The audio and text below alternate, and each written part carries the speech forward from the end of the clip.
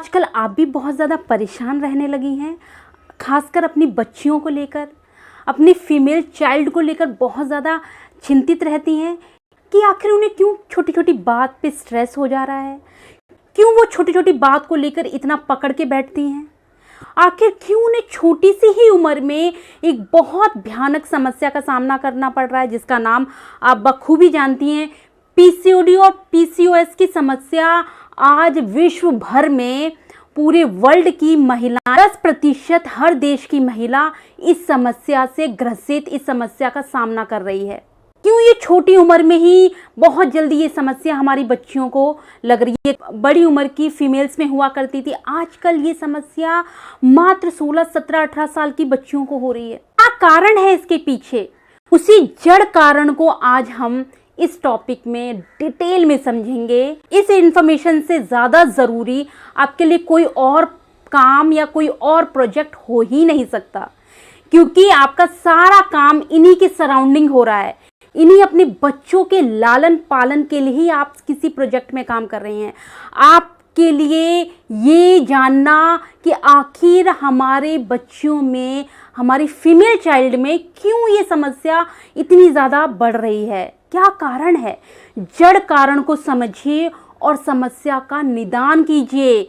ये एक भयानक समस्या का आगे जाकर रूप ले लेती है, तो प्लीज़ हर एक फीमेल ये ना कहिए कि नहीं, मेरे पास इसकी इन्फॉर्मेशन लेना मेरे लिए इतना ज़रूरी नहीं है, क्योंकि आप सभी जन को ये इन्फॉर्मेशन होना बहुत ज़रूरी है कि हमें हमारी बच्चियों का शुरुआत से ध्यान रखना ज़रूरी है, क्योंकि ये आजकल छोटी छोटी उम्र में घर कर रही है।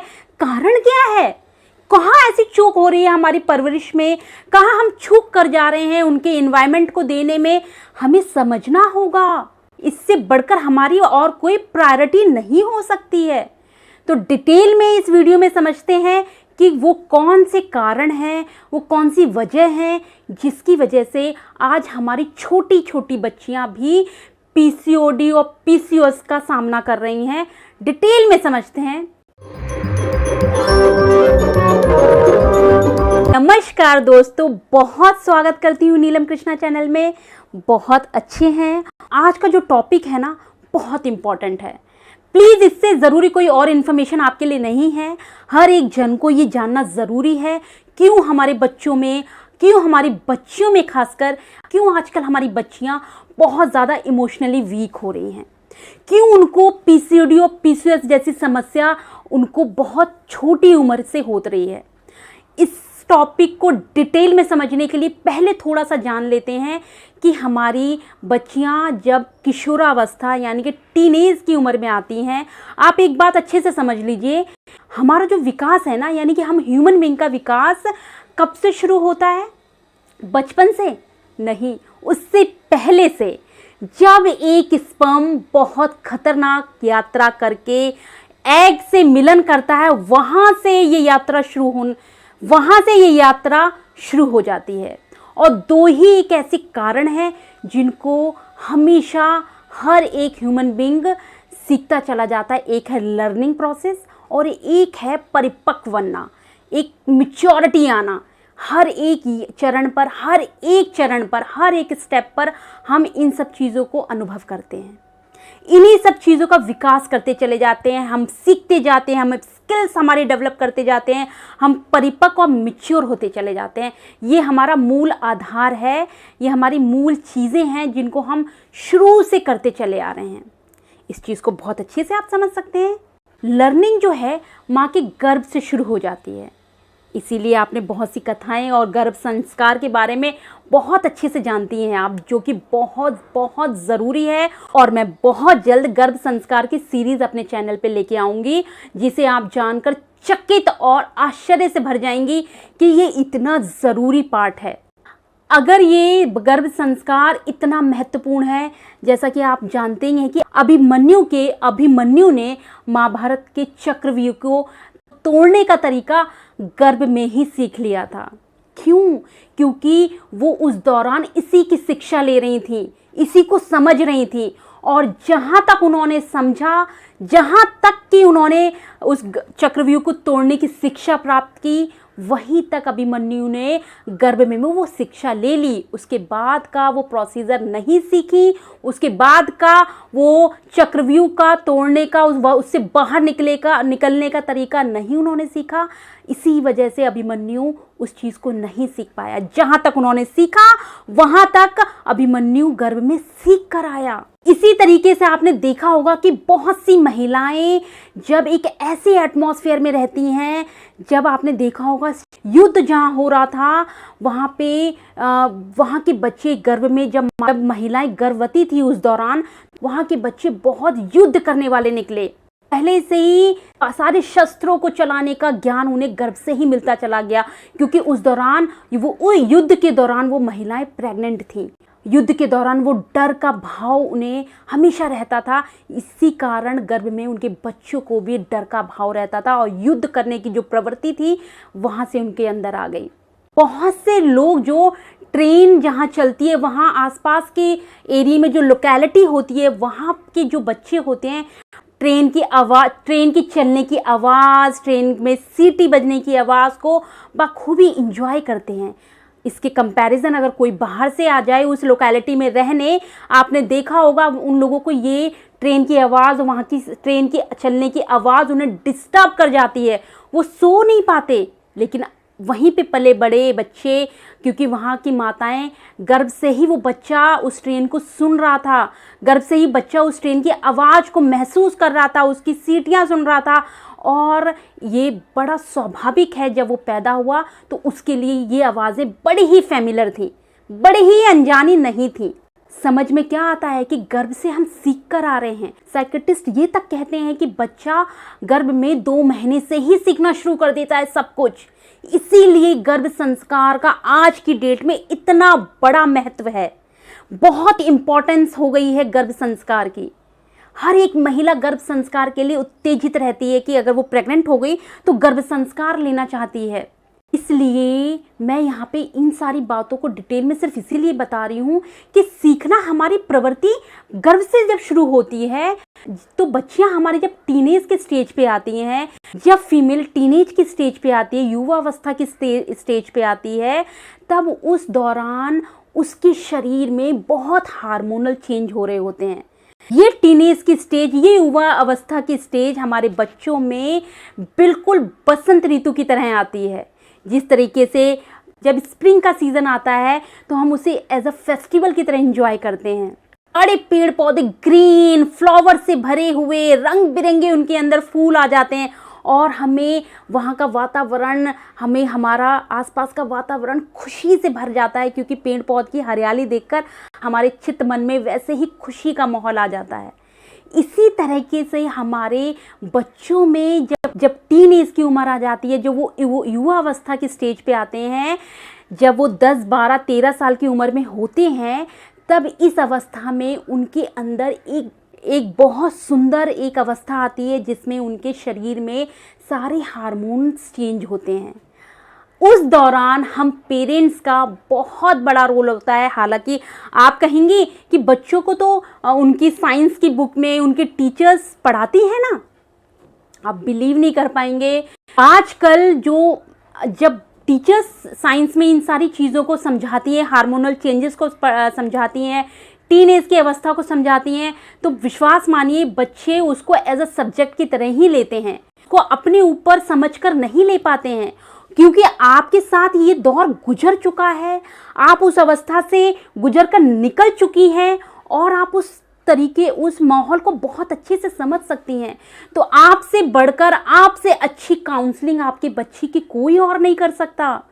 आप अपने बच्चे को उस युवा अवस्था में, अपनी बच्चियों को जब उनके हार्मोनल चेंजेस हो रहे हैं, जब उनका ब्रेस्ट का साइज़ थोड़ा बड़ा हो रहा है, उनको ब्रेस्ट में हल्का सा पेन होना शुरू हो जाता है, उनके रिप्रोडक्टिव ऑर्गन्स बड़े हो रहे होते हैं, वहाँ पे रिप्रोडक्टिव ऑर्गन्स के आसपास के एरिया में हेयर का निकलना शुरू हो जाता है, बच्चे हमारे घबराते हैं, शर्माते हैं, उस सारे चेंजेस से वो खुद ही लड़ते हैं और इतना शर्माते हैं, इतना शाई हो जाते हैं, थोड़ा सा अलग अलग रहना शुरू कर देते हैं, आपसे वो बोलना बंद कर देते हैं, अकेले रहना पसंद करते हैं, अपनी एक कम्युनिटी, अपने एक ग्रुप में रहना पसंद करते हैं जहाँ पे उन्हें ये सारी चीज़ें वो डिस्कस कर पाएँ।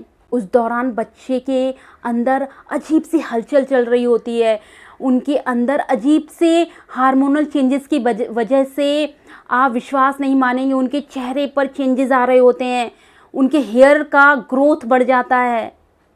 इसलिए हम फीमेल, हम पेरेंट्स का, हम बड़ों का ये बहुत ज़्यादा फ़र्ज बनता है कि उस टीनेज की स्टेज पर हम बच्चों को बताएं कि आप अगर इस स्टेज पे आए हैं और आपकी आवाज़ चेंज हो रही है, आपके हेयर ग्रोथ हो रही है, आपके अंदर अगर ब्रेस्ट का साइज़ आपका बड़ा हो रहा है, इट मीन्स कि ये बहुत अच्छी निशानी है, आप बड़े हो रहे हैं, आपकी हाइट इंक्रीज हो रही है, आपका ग्रोथ हार्मोन रिलीज हुआ है, आप एक युवा अवस्था में चल रहे हैं। इसको एंजॉय कीजिए, ये बहुत कॉमन है। ये सब अगर आप थोड़ी सी इंफॉर्मेशन ऐसे दे देंगे ना कि ये बहुत कॉमन है, ये आप ही के साथ नहीं, इस उम्र में हर एक बच्चे के साथ ऐसा बहुत नेचुरल है। पीरियड आपको स्टार्ट हुआ है पहली बार, जब किसी फीमेल को, जब किसी हमारी बच्ची को पहली बार पीरियड स्टार्ट होता है, वो इस सिचुएशन से इस कदर डिस्टर्ब होती है, इस कदर शर्मा जाती है, इतना झेप जाती है कि आपको अगर आप उसके साथ फ्रैंक नहीं, आप स्टिक हैं तो वो आपको बिल्कुल भी नहीं बताएगी बच्ची कि आप उसको पीरियड स्टार्ट हुआ है, उसके साथ कुछ प्रॉब्लम आ रही है, उसके साथ पीरियड से पहले कुछ लिक्विड निकलना स्टार्ट हुआ है, एकदम ट्रांसपेरेंट एक लिक्विड शुरू हो गया है निकलना, क्योंकि एस्ट्रोजन और प्रोजेस्टेरोन हार्मोन्स रिलीज हो रहे हैं उसे ये नॉलेज देने वाला आपके अलावा उसे ये नॉलेज कोई और अच्छे से नहीं दे सकता। इसलिए कोशिश करें, जब उस दौरान टीनेज की अवस्था में जब हमारी बच्चियां आ रही होती हैं, आज मैं बच्चियों को डेडिकेट कर रही हूं क्योंकि पीसीओडी को डिस्कस कर रही हूं, मैं अगले टॉपिक में हमारे मेल चाइल्ड के लिए भी डिटेल में बताऊंगी, उनकी पुबर्टी को लेकर भी डिटेल में बताऊंगी।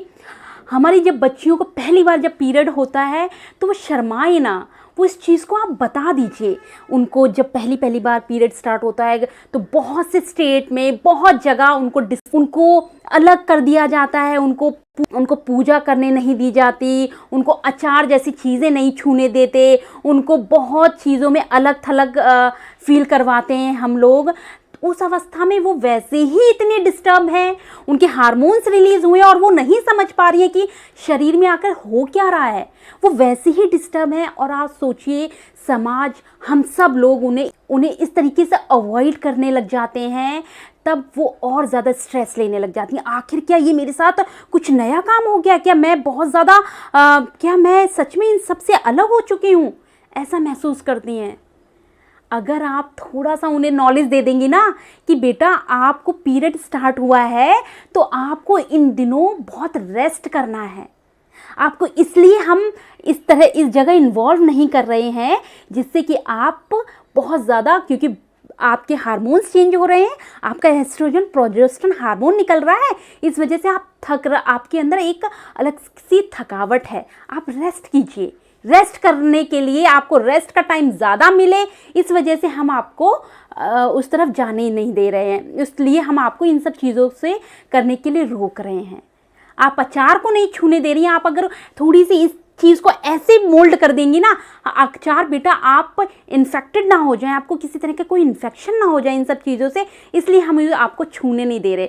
अगर आप चीज़ों को एक पॉजिटिव सेंस में लेकर समझा देंगी ना तो बच्चियां स्ट्रेस से बच जाएंगी। आपको पता है इसी स्टेज से जब उन्हें अवॉइड किया जाता है ना पीरियड के, जब फर्स्ट टाइम उन्हें पीरियड होता है और उन्हें अवॉइड किया जाता है फैमिली से, उन्हें अलग थलग कर दिया जाता है, तब वो और ज़्यादा डिस्टर्ब हो जाती हैं। और उस दौरान आपका एस्ट्रोजन और प्रोजेस्टेरोन हार्मोन जो कि प्रेगनेंसी के लिए बहुत इंपॉर्टेंट होता है, उसी दौरान बहुत कुछ फीमेल इतना ज़्यादा स्ट्रेस ले लेती हैं कि ये हार्मोन उस टाइम पहली बार उस टाइम डिस्टर्ब हो जाते हैं।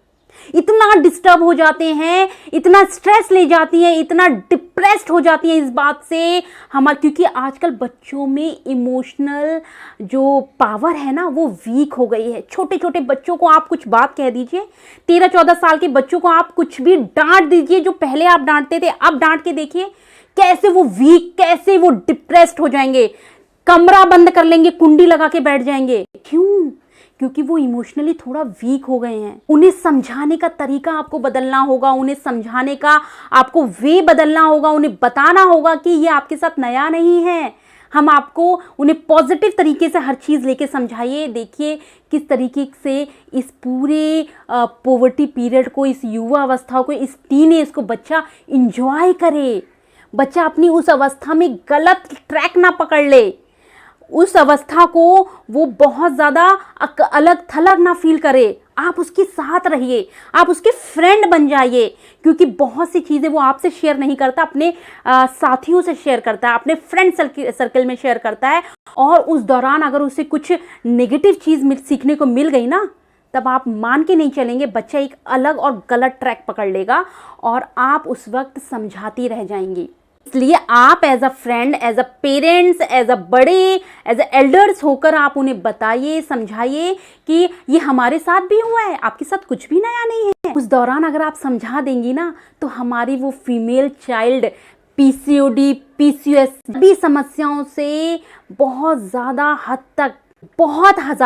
तक बच जाएगी। क्योंकि आप सब जानती हैं ये हार्मोनल प्रॉब्लम है। पीसीओडी, पीसीओएस जो प्रॉब्लम है ना वो हार्मोनल प्रॉब्लम है। और बहुत ज़्यादा क्यों बढ़ रही है?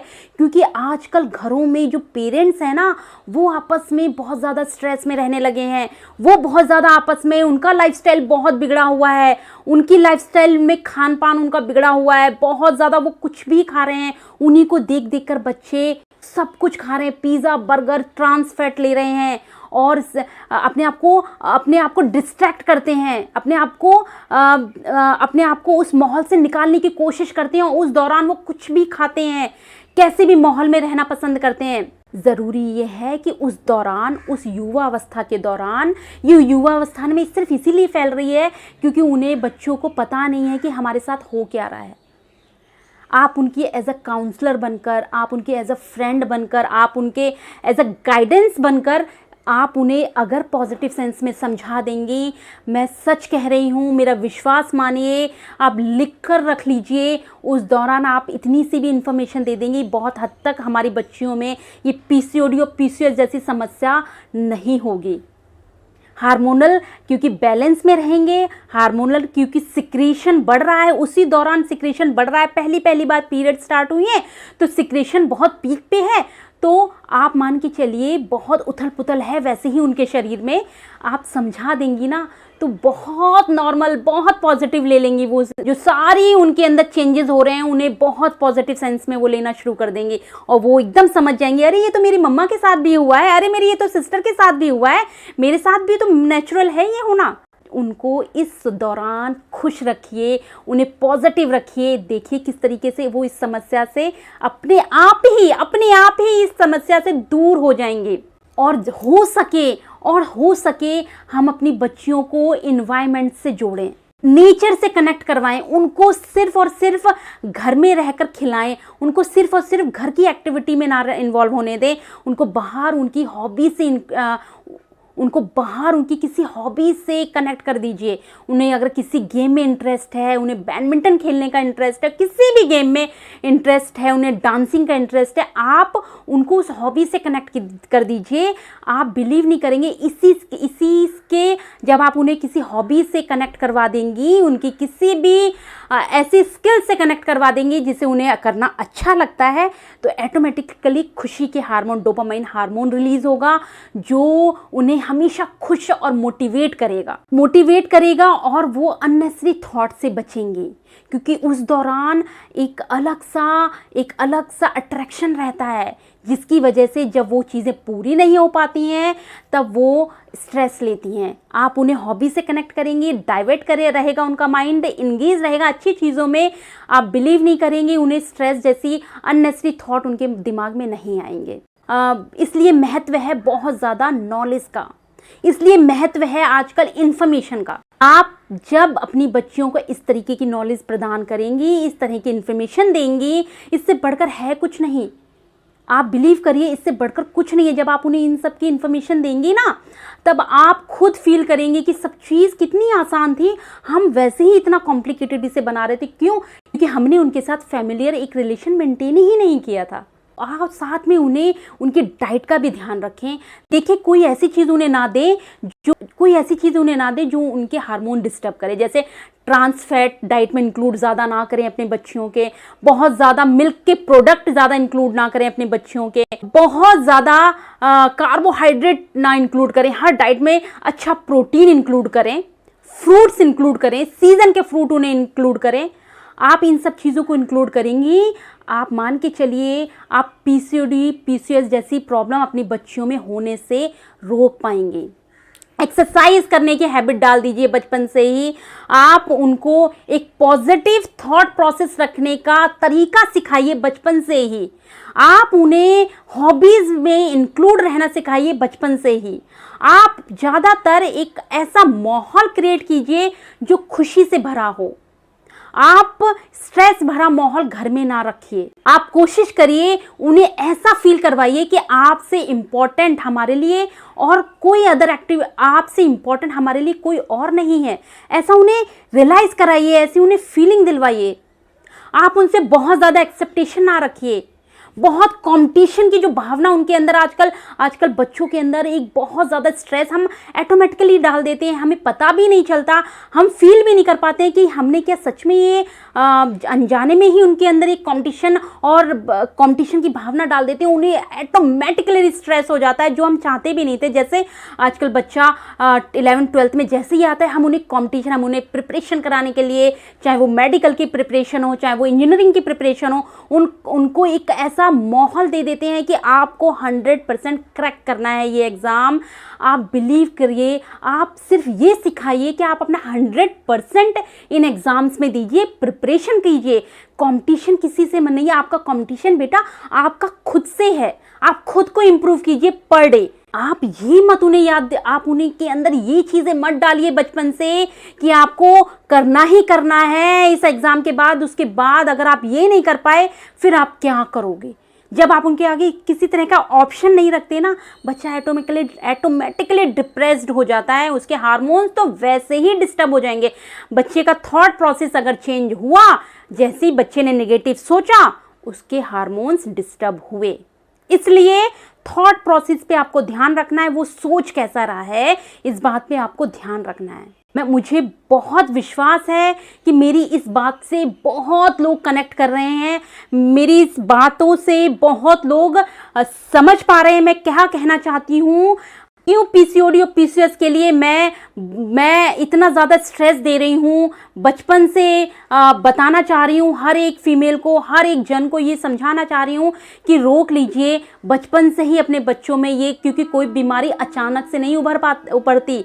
कोई भी बीमारी, कोई भी जो सिम्टम्स नज़र आते हैं, जो लक्षण नज़र आते हैं ना, वो अचानक से नहीं ना आ जाते हैं। उसका जड़ बीज बहुत पहले से पड़ गया है।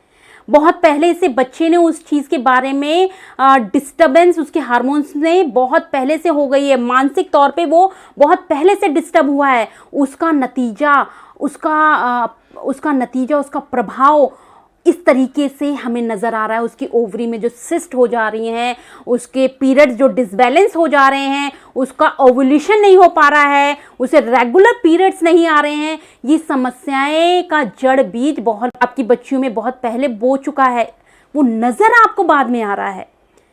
क्यों मैं स्ट्रेस दे रही हूँ कि बचपन से आप कंडीशनिंग ऐसे रखिए, बचपन से आप उसकी नर्चरिंग ऐसी कीजिए जिससे कि उसको किसी तरह का कोई स्ट्रेस ना हो। आप अगर इन सारी बातों को फॉलो करती हैं, निश्चित तौर पर मेरा विश्वास मानिए, पीसीओएस की प्रॉब्लम आप बहुत हद तक अपनी बच्चियों में होने से रोक पाएंगी।